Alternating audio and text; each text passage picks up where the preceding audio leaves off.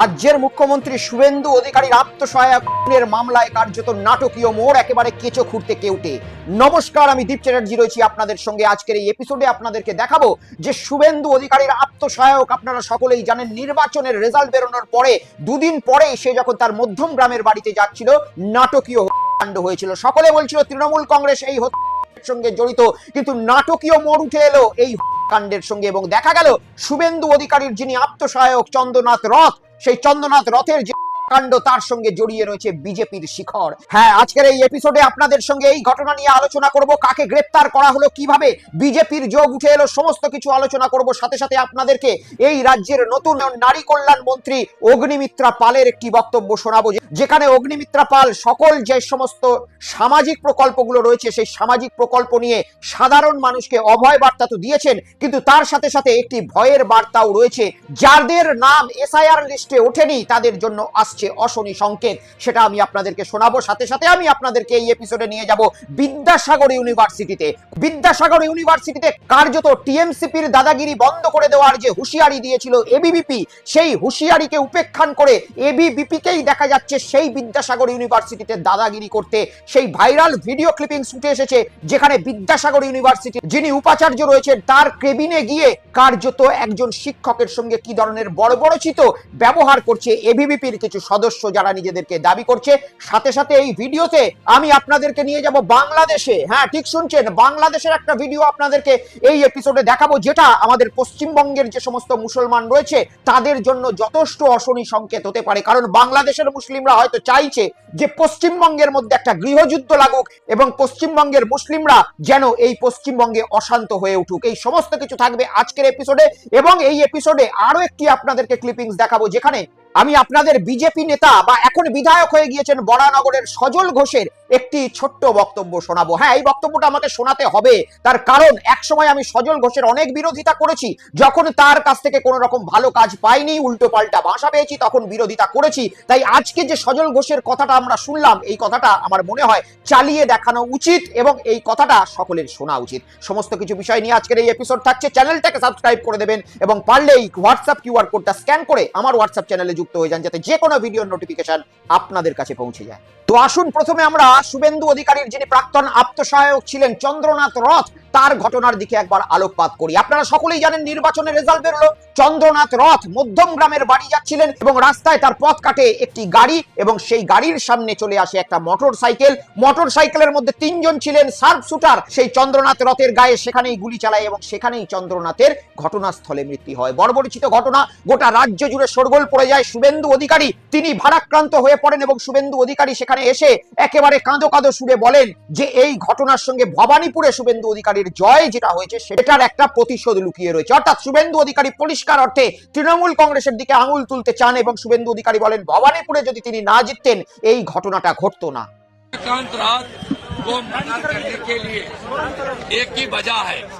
वो बीजेपी का शुभेंदु अधिकारी का एग्जीक्यूटिव असिस्टेंट है और शुभेंदु ने हाल ही जो चुनाव हुआ नतीजा आया भवानीपुर में ममता बनर्जी को हराया, यही कारण हो सकता है।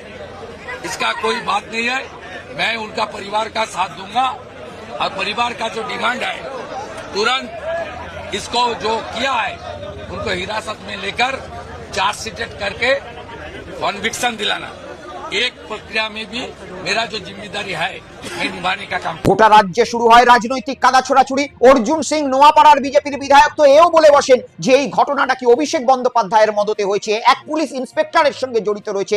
নানা রকম তথ্য আমাদের চারিদিক থেকে উঠে আসতে লাগলো। তৃণমূল কংগ্রেস উল্টো দিকে তাদের যে এক্স হ্যান্ডেল রয়েছে সেখানে পোস্ট করলো যে এই ঘটনার সঙ্গে তৃণমূল কংগ্রেস তো জড়িত নয়, চন্দ্রনাথ রথের সঙ্গে যে এই ঘটনাটা ঘটিয়েছে বর্বরোচিত এবং দোষীদের শাস্তির জন্য সিবিআই তদন্ত তৃণমূল কংগ্রেস দাবি করে। চারিদিকে শোরগোল। পশ্চিমবঙ্গের পুলিশ ইতিমধ্যেই সিট গঠন করে, এসটিএফ গঠন করে এবং সেই এসটিএফ লেগে পড়ে এই তদন্তের মধ্যে। গতকাল এই তদন্তের নাটকীয় মোড়, এই ঘটনায় দেখা যাচ্ছে বিজেপির যোগ। তাহলে কি চন্দ্রনাথ রথকে বিজেপির গোষ্ঠীদ্বন্দ্বের জন্যই মেরে ফেলা হলো? এ কথা জানি না। এখনো পর্যন্ত যে সমস্ত ইনভেস্টিগেশন রয়েছে সেই ইনভেস্টিগেশনে কি উঠে আসবে সেটা পরবর্তীকালে বলবে, কিন্তু যে ইনভেস্টিগেশনে প্রাথমিক তদন্তে উঠে এসেছে সেটা একেবারে চমকে দেওয়ার মতো। যে রাজ সিং নামে মূল অভিযুক্তকে গ্রেপ্তার করা হয়েছে একেবারে উত্তরপ্রদেশের লখনৌ থেকে, সেই রাজ সিং এর বক্তব্য আমি আপনাদেরকে শোনাচ্ছি, যে একসময় বিজেপির দুর্দণ্ড প্রতাপ নেতা ব্রিজভূষণ শরণ সিং এর অন্যতম সাথী। ছবি দেখতে পাচ্ছেন। সাথে সাথে আরো বিজেপির যে সকল নেতা রয়েছে তাদের সঙ্গে তার একেবারে উত্তরপ্রদেশ থেকে শুরু করে বিহারে ওঠা বসা, এবং এই ধৃত রাজ সিং কিছুদিন আগেই বিজেপির হয়ে নির্বাচনে ভোট পর্যন্ত চেয়ে বেড়াচ্ছিলেন। দেখাচ্ছি আপনাদেরকে সেই ভিডিও, দেখুন।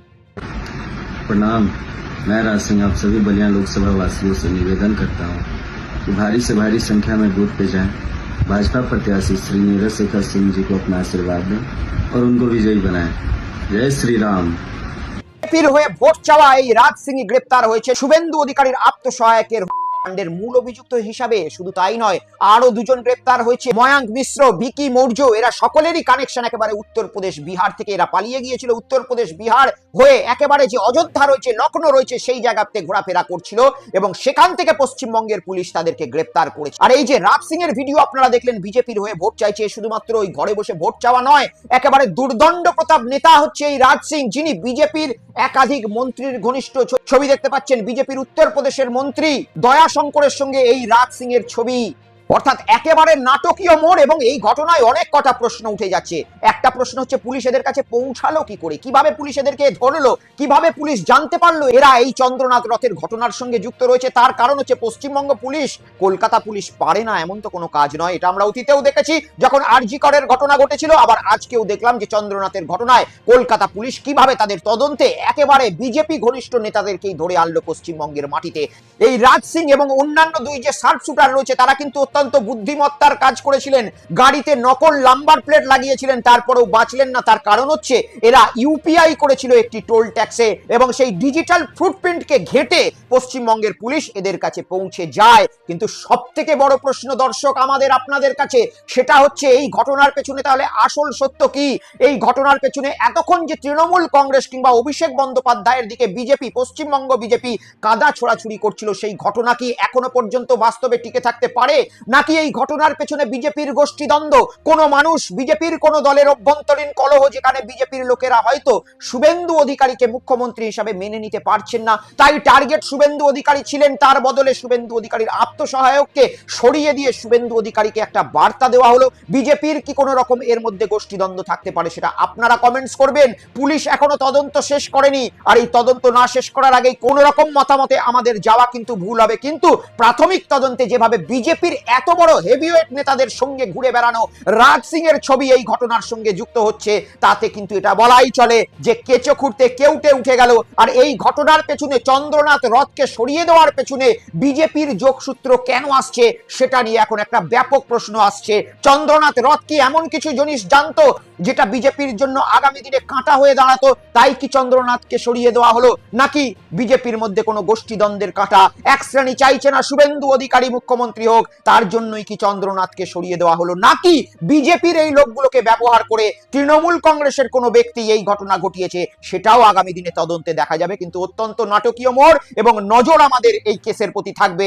আপনাদের সমস্ত আপডেট এই কেসের আমরা দিয়ে যাব, কিন্তু আপনারা তার আগে কমেন্টস করে যান যে এই ঘটনার পেছনে আসল চক্রান্ত কি হতে পারে, কেন এই ঘটনার পেছনে কেঁচো খুঁড়তে কেউটে বেরোচ্ছে, এবং তৃণমূল কংগ্রেসের যে যোগ রয়েছে সেটা আস্তে আস্তে না উদ্ঘাটিত হয়ে বিজেপির নাম ভেসে উঠছে। চলুন এরপরে আপনাদেরকে নিয়ে যাই অগ্নিমিত্রা পালের কাছে। অগ্নিমিত্রা পাল আপনারা সকলেই জানেন রাজ্যের নারী এবং শিশু কল্যাণ দপ্তরের দায়িত্ব পেয়েছেন। এই অগ্নিমিত্রা পাল দায়িত্ব পাওয়ার পরে একটি প্রেস কনফারেন্স করেছেন এবং রাজ্যের মানুষের জন্য সুখবরও দিয়েছেন, রাজ্যের মহিলাদের জন্য বিশেষ করে সুখবর দিয়েছেন। সেই সুখবরের একটা ভিডিও ক্লিপিংস আপনাদেরকে দেখাচ্ছি, কিন্তু সাথে সাথে এই সুখবরের সাথে একটা চিন্তাও রয়ে গিয়েছে। রাজ্যের সেই সকল মানুষের জন্য চিন্তা যাদের নাম এসআইআর এ লটকে গিয়েছে অথচ তারা ভারতীয় নাগরিক, তাদের জন্য আসছে অশনি সংকেত। কিন্তু আগে খুশির খবরটা আপনাদেরকে দেখাবো যে অগ্নিমিত্রা পাল কি কথা বলেছেন, দেখুন। সবাই পাবেন, যারা যারা লক্ষ্মীর ভান্ডার পাচ্ছিলেন সবাই অন্নপূর্ণার ভান্ডার পাবেন, সবই ডাইরেক্ট বেনিফিট ট্রান্সফারে হবে। কিন্তু দেবার আগে 1 জুন মাননীয় মুখ্যমন্ত্রী বলেছেন 1 জুন থেকে ব্যাংক অ্যাকাউন্টে ঢুকে যাবে। কিন্তু তার আগে আমরা একটি অ্যানালিসিস করতে চাই যে যাদের যাদের নাম কাটা গেছে তারা যদি কেউ পায় তাহলে তো তাদের পাওয়ার কথা নয়। যিনি মারা গেছেন তার তো পাওয়ার কথা নয়। যিনি আমাদের দেশের নাগরিক নন, তার তো পাওয়ার কথা নয়। সুতরাং সেই অ্যানালিসিসটা হবে যে যাদের যাদের নাম কাটা গেছে তাদের মধ্যে কতজন লক্ষ্মীর ভান্ডার পাচ্ছেন, তাদের নাম বাদ যাবে। এবং আরেকটি মুখ্যমন্ত্রী বলেছেন যারা সিএ এর জন্য অ্যাপ্লাই করেছে এবং যাদের নাম ওই ট্রাইব্যুনালে গেছে তাদেরকে এর থেকে বাদ রাখা হবে আপাতত।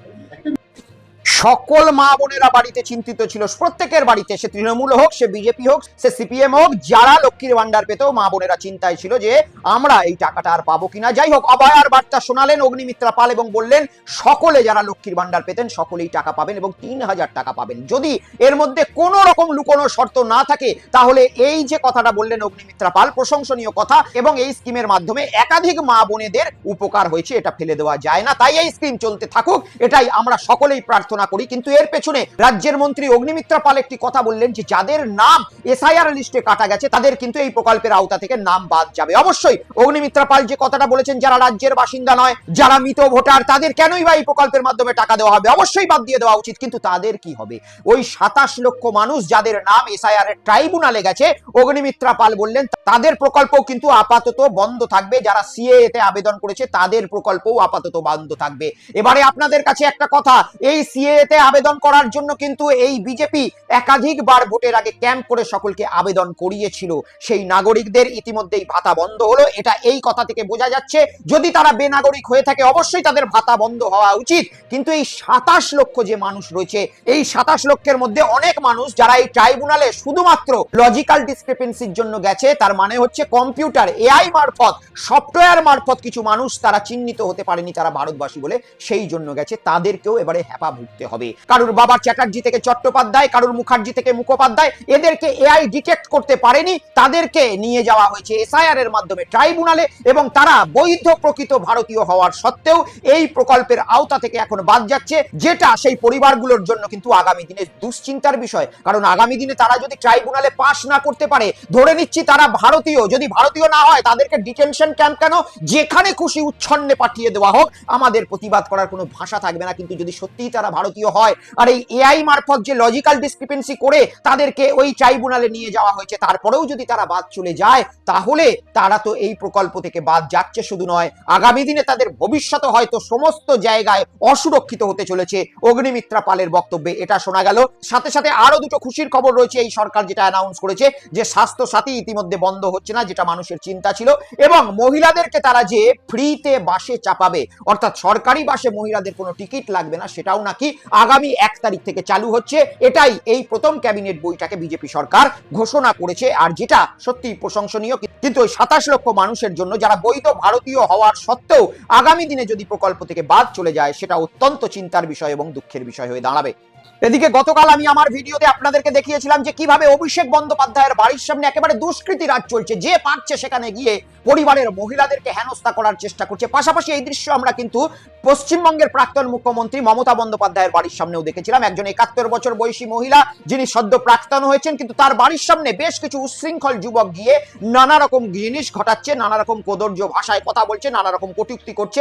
রাজনীতিতে এই সৌজন্য আমরা কিন্তু পছন্দ একেবারেই করি না, তার জন্য প্রতিবাদ আপনাদেরকে দেখিয়েছিলাম। কিন্তু গতকাল শুভেন্দু অধিকারী পশ্চিমবঙ্গের বর্তমান মুখ্যমন্ত্রী পশ্চিমবঙ্গের পুলিশের সঙ্গে বৈঠক করার পরে একেবারে নির্দেশ দিয়েছেন যে পশ্চিমবঙ্গের যিনি প্রাক্তন মুখ্যমন্ত্রী মমতা বন্দ্যোপাধ্যায় আছেন, তার বাড়ির সামনে আগের মতোই নিরাপত্তা থাকবে, এবং প্রাক্তন মুখ্যমন্ত্রী মমতা বন্দ্যোপাধ্যায় যেহেতু পশ্চিমবঙ্গের একজন, শুধুমাত্র পশ্চিমবঙ্গের নয় ভারতবর্ষের একজন সিনিয়র লিডার, তার জন্য তাকে পূর্ণ মর্যাদায় প্রোটেকশন দিতে হবে, সুরক্ষা দিতে হবে, এমনটা ঘোষণা করেছে পশ্চিমবঙ্গের মুখ্যমন্ত্রী এবং নির্দেশ দিয়েছে পশ্চিমবঙ্গের পুলিশকে। সাধুবাদ জানাবো। দেখুন, মমতা বন্দ্যোপাধ্যায় নিরাপত্তায় যেন ঘাটতি না হয়, কলকাতা পুলিশকে সেদিকে নজর দেওয়ার নির্দেশ মুখ্যমন্ত্রী শুভেন্দু অধিকারীর। তিনি সিনিয়র নেতা এবং প্রাক্তন মুখ্যমন্ত্রী, ফলে তাঁর নিরাপত্তায় যেন কোনো বিচ্যুতি না হয়, বৈঠকের নির্দেশ মুখ্যমন্ত্রী শুভেন্দু অধিকারীর।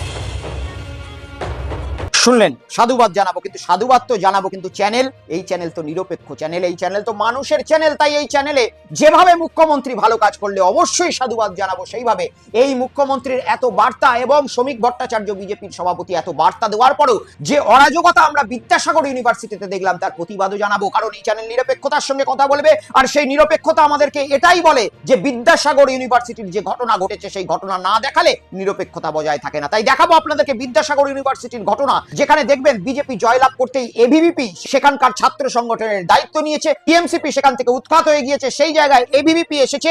বিজেপি যেখানে সব জায়গায় বলছে যে কোনো অরাজকতা চলবে না, সেই শ্রমিক ভট্টাচার্যের ভাষাকে একেবারে চুরমার করে দিয়ে অরাজকতার একটা অনন্য নিদর্শন দেখা গেল বিদ্যাসাগর ইউনিভার্সিটিতে, যেখানে একজন শিক্ষক বা উপাচার্যের সামনে তার ছাত্র ছাত্রীরা যেভাবে যে ভাষায় কথা বলছে, সেটা একটা শিক্ষক এবং ছাত্রের মধ্যে যে বন্ধন থাকে, সেই বন্ধের জন্যই একেবারে কলঙ্কজনক। দেখুন।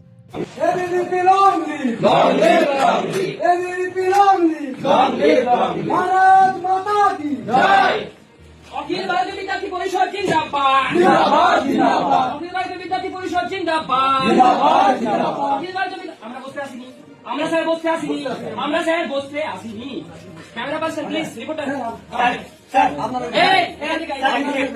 ভারত মাতা কি জয়! ভারত মাতা জয় বলুন না। বলুন ভারত মাতা জয়! ভারত মাতা কি জয়! ভারত মাতা কি জয়! ভারত মাতারম! বন্দে মাতারম! বন্দে মাতারম! বন্দে মাতারম! জানেন না, তার মানে কি করে আপনি এবিভিপি এত অ্যাক্টিভিটি করছে ইউনিভার্সিটি ক্যাম্পাসের মধ্যে, তারপরেও বলছেন আপনি জানেন না? একমাত্র ছাত্র আপনি জানেন না? সেই জায়গা থেকে ঘুরিয়ে যে অফিস বানিয়ে রেখেছিলেন, পার্টি অফিস।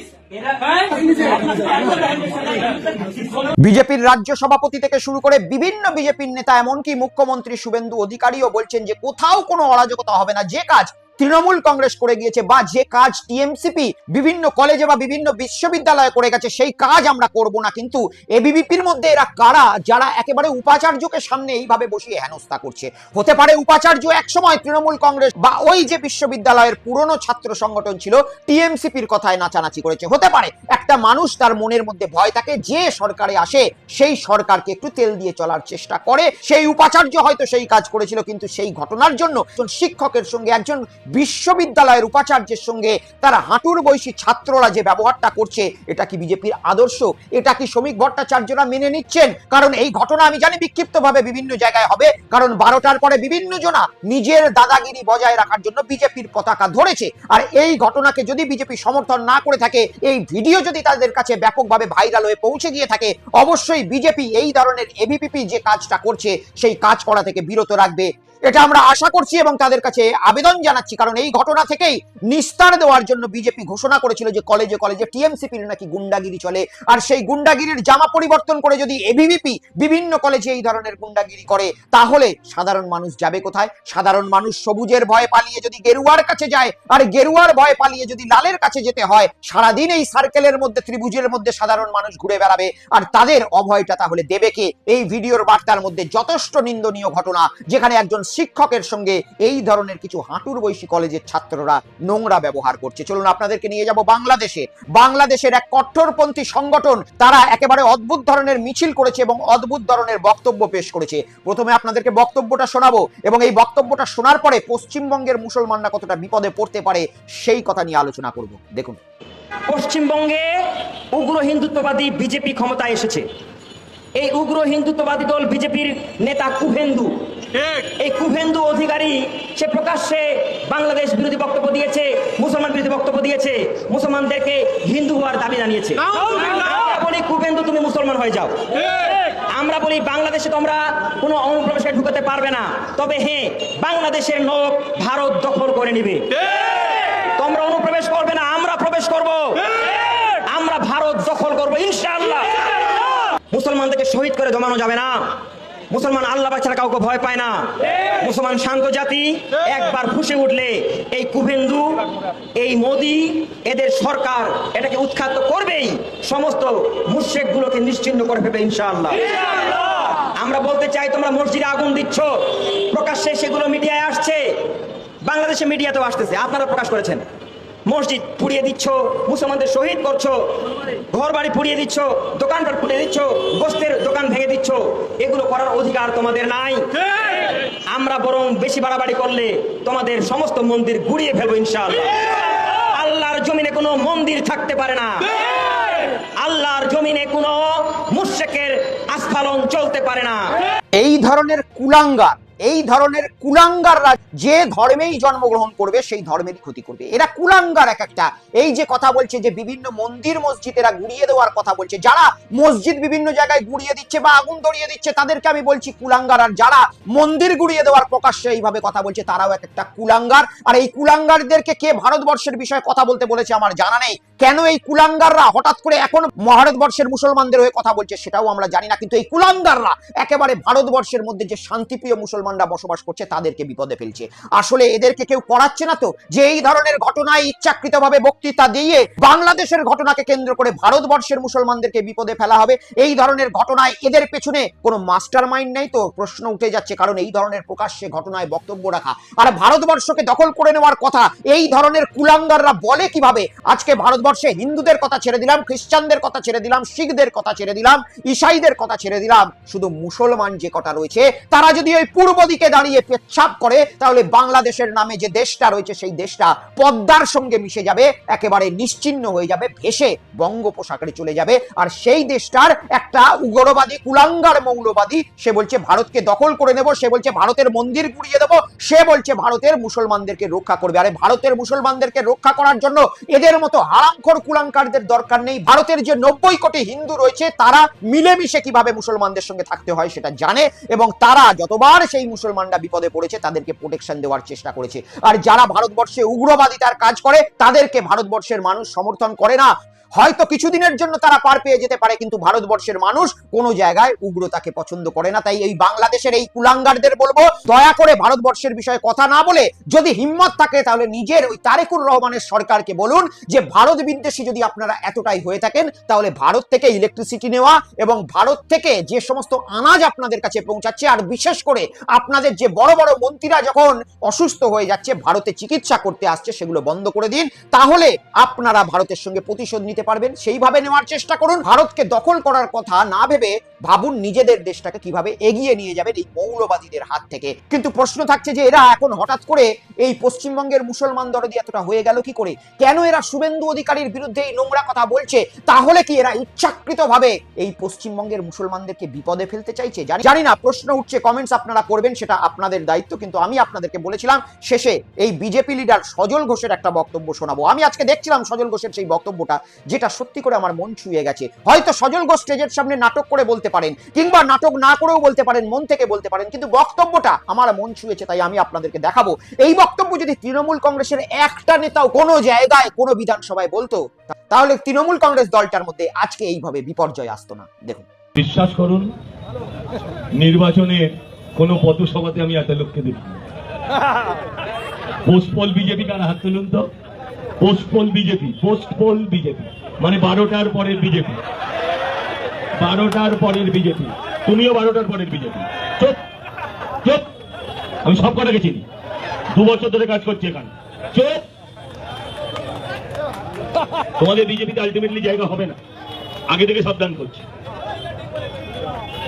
ভাই, আমার পরিবার ছোট হোক, আমার পরিবার এত বড় হতে হবে না। রাবণের গোষ্ঠী চাই না, যে গোষ্ঠী ধ্বংস হয়ে যাবে।